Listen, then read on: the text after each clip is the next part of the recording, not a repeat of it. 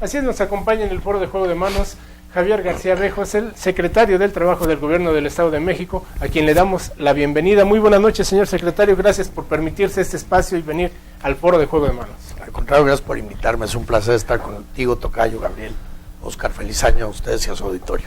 Señor secretario, está frío el día, está frío el año para el Estado de México en materia laboral. ¿Cómo pinta el año? ¿También frillón? No, yo espero que sea un año muy alentador, muy calientito en materia de empleo. La verdad es que empiezan a pasar cosas que son muy interesantes en el mercado de trabajo. Las más importantes, que son las que le interesan a la gente, es que haya empleo, que tengan trabajo, que los salarios mejoren. Y creo que estamos avanzando en una ruta que es muy positiva.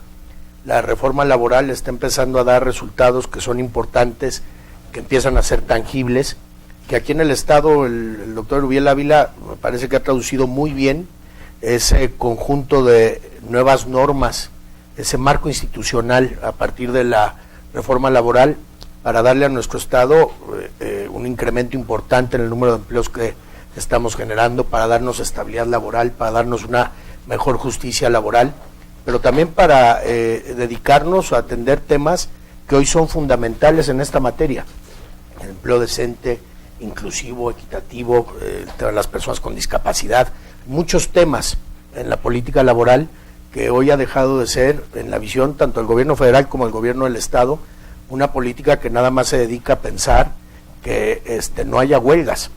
Hoy la parte de la paz laboral y el diálogo social es fundamental, pero hoy la política laboral recoge y encuentra que los grandes retos que tenemos es que el mercado de trabajo no se arregla solito.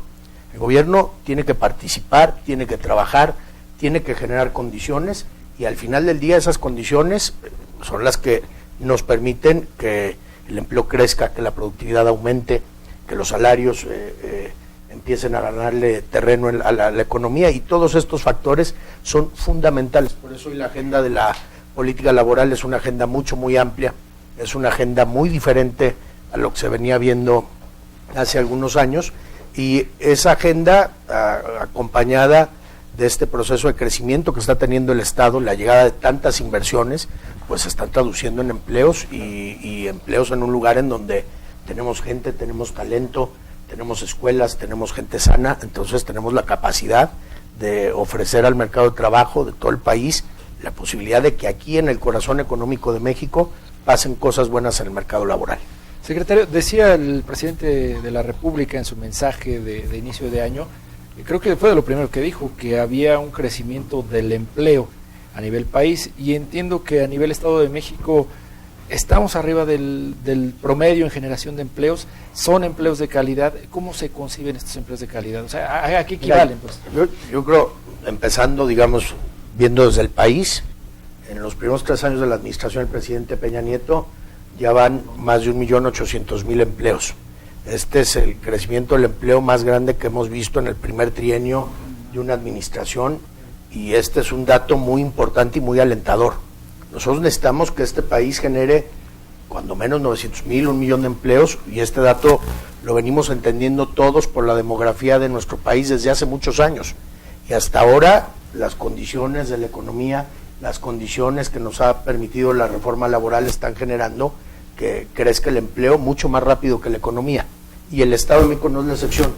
El año pasado, por ejemplo, el empleo, ya cerrando los números de diciembre, porque los números de diciembre siempre hay un efecto cíclico, el empleo cae siempre en diciembre, generamos más de 60.000 plazas de trabajo en el Estado de México. Esto es 50% más que en el 2014, pero esto es 50% más también que el promedio de los últimos 10 años en materia de empleo, y casi vimos una tasa de 4.2% de crecimiento del empleo el año pasado, lo doble que la economía y por arriba de la media nacional. Estos datos son datos muy importantes que nos dicen que vamos en un camino alentador.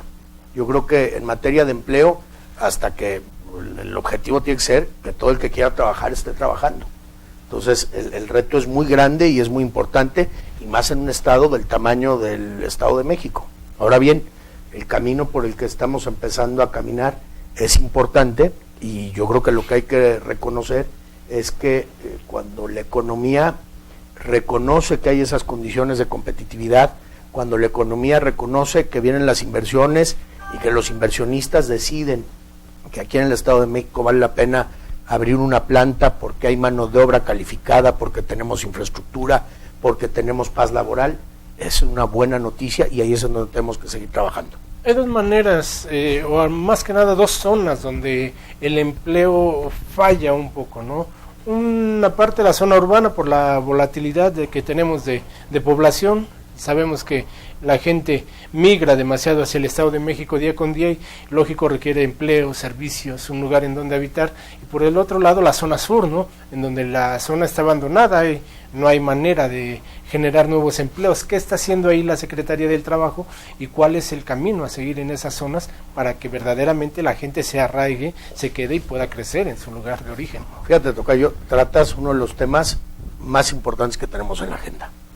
Es un tema, cuando oímos el tema de democratizar la productividad, pasa porque las regiones del país y las regiones de nuestro estado tienen un comportamiento muy, muy distinto. Hay lugares en el Estado de México en donde somos altamente productivos, más productivos que en China, que en la India, que en Europa, igual de productivos o más que en Estados Unidos. Y hay lugares en donde tenemos un problema de generación de empleos y de productividad muy serio.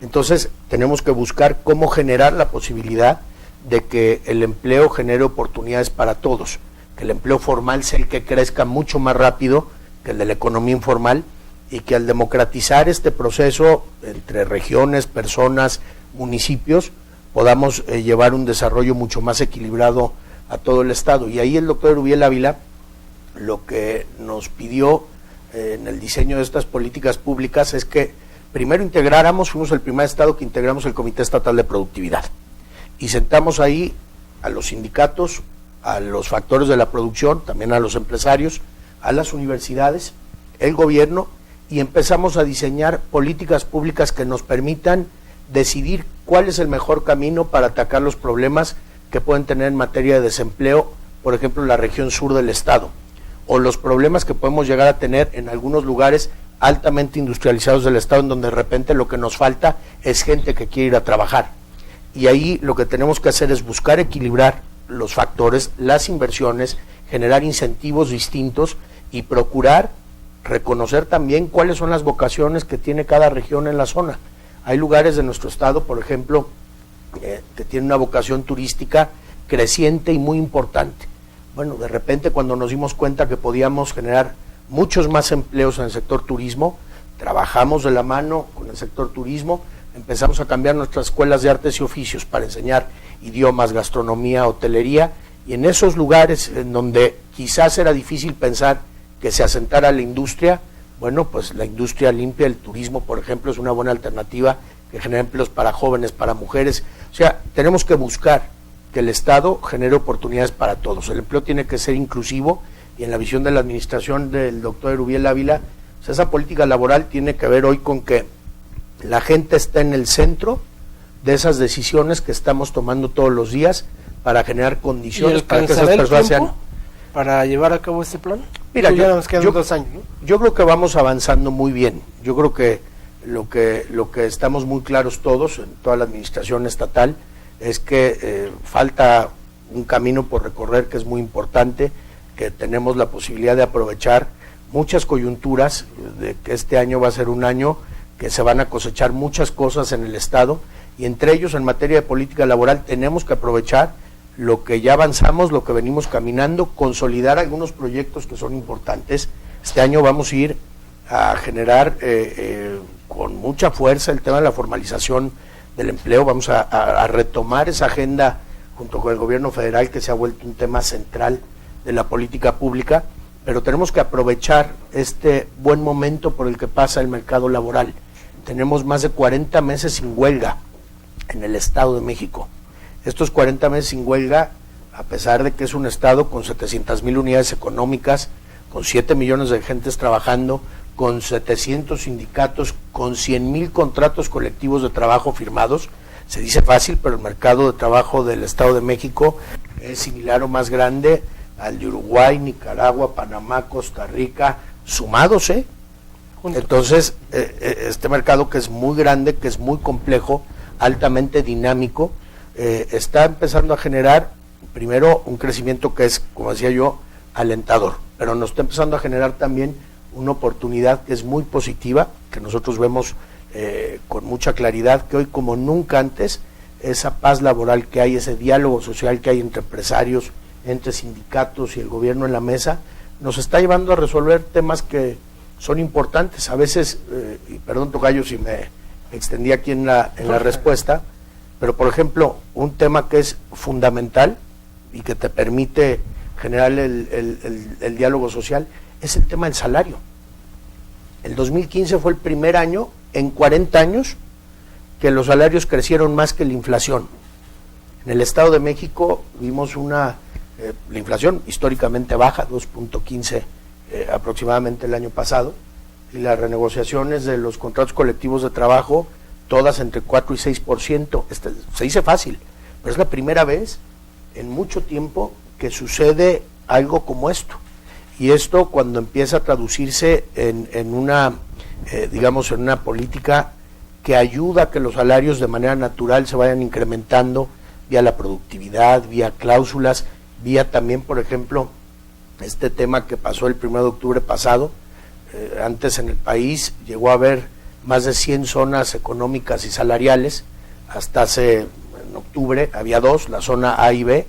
En nuestro estado teníamos 115 municipios en la zona B, hoy tenemos ya una sola zona geográfica, pagamos igual en todo el Estado de México, y si a eso le sumamos el tema de la desindexación que acaba de pasar por los congresos de los estados, creo que vamos caminando en una ruta en donde pues generas empleo, van aumentando los salarios y no damos saltos al vacío y hay paz laboral. Entonces, eso es fundamental. Secretario, tenemos que hacer una pausa. Estamos platicando con el secretario del Trabajo y pues muy interesante todo esto.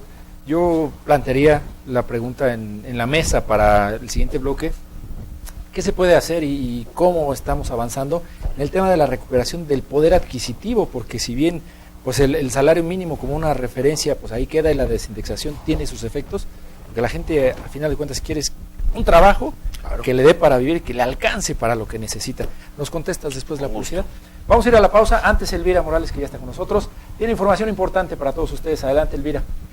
Hola Oscar, muchas gracias, muy buenas noches chicos, y sí, para comentarles que la Cámara de Diputados del Estado de México está analizando la iniciativa de ley para combatir el sobrepeso. ¿De qué se trata y cuál es su objetivo?